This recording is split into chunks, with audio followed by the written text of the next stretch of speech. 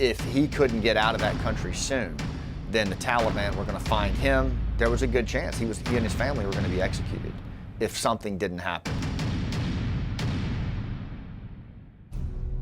On August 15th, 2021, retired Green Beret Lieutenant Colonel Scott Mann received a text from Afghanistan.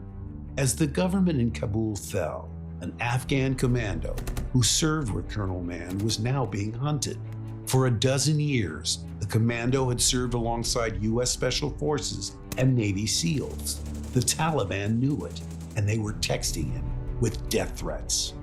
Like so many who served in Afghanistan, Colonel Mann felt a duty to the Afghans who had served and bled next to him, a duty to honor the promise to leave no one behind. And so, he immediately went into action. That night, working his networks in Afghanistan and the U.S. military at the Kabul airport, Colonel Mann and several colleagues guided the Afghan commando and his family through the city and through the American lines to safety. From this single action, an epic mission was born. An ad hoc network of American veterans arose, each feeling the same obligation, the same duty, to guide Afghans who fought beside them to safe passage and freedom. The veterans launched a daring mission they dubbed the Pineapple Express. Leveraging their cell phones, knowledge of Afghanistan, and deep trust forged through years of shared struggle, these volunteers guided their Afghan partners and their families. Moving under the cover of night and coordinating unofficially with the U.S. military, the operation guided vulnerable Afghans through the streets of Kabul. Dodging Taliban fighters, the Afghans were shepherded to the American lines and told to flash an image of a pineapple to the American troops guarding the wire. In one night, the Pineapple Express would help more than 500 Afghan allies and their families find safe passage to the U.S. In all, it would save over 1,000 men, women, and children, all through an operation organized in a matter of hours by a network of American veterans, many of whom had never met, to honor their promise to leave no one behind.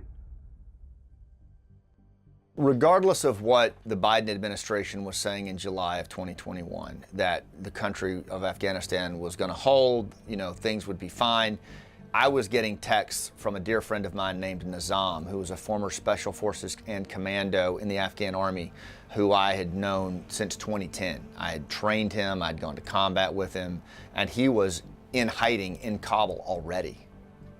And he was saying, Herat has fallen. The Kandahar prison has been raided. The Taliban released all the prisoners.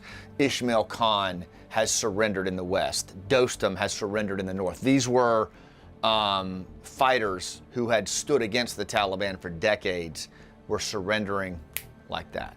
Everything was falling like dominoes. And so there was a real contrast to what the administration was saying to what was actually happening. And, by July, it was very clear that things were going to take a very negative direction in that country, despite what DC was saying.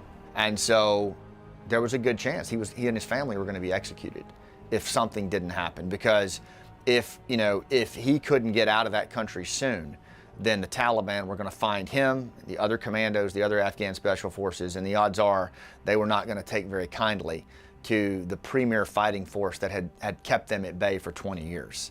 And this was no easy task. This is a Dari-speaking Uzbek, right, former commando, who's going to have to navigate a city close to the size of New York, with Taliban Pashtun-speaking checkpoints at every street corner, because they've taken over the city now.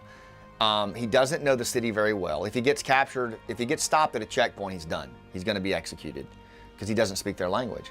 Then he's got to get to the airfield and get through a Taliban perimeter there, 30,000 people thronging the airfield trying to get in, and then get a gate open by nervous U.S. Marines and soldiers, and then get on an airplane that he may or may not be manifested on.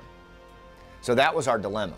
We tried to stay calm. We used our understanding of the environment because we'd been there many times, and we leveraged our relationships, whether that was putting him in a dirty cab driven by a Pashtun-speaking friend that I'd worked with for years, or, getting him to within a few feet of the checkpoints, and then Nizam using his own craft to move around those checkpoints and talk his way through them, and then us trusting him and knowing his skill set, that he would come back on the phone when he got to a point where he was 4 feet within the gate, and then leveraging relationships that James had inside the airfield with another reporter to put him in touch with a State Department guy that was a former Green Beret that said, tell him to say pineapple, right? And that was the call sign that the Marines were listening for, and he said pineapple. That's how Task Force Pineapple came to be, right? It was simply using relationships and singular focus on one thing, save Nizam. And we got Nizam to safety and his family on an airplane. Then we thought we were done.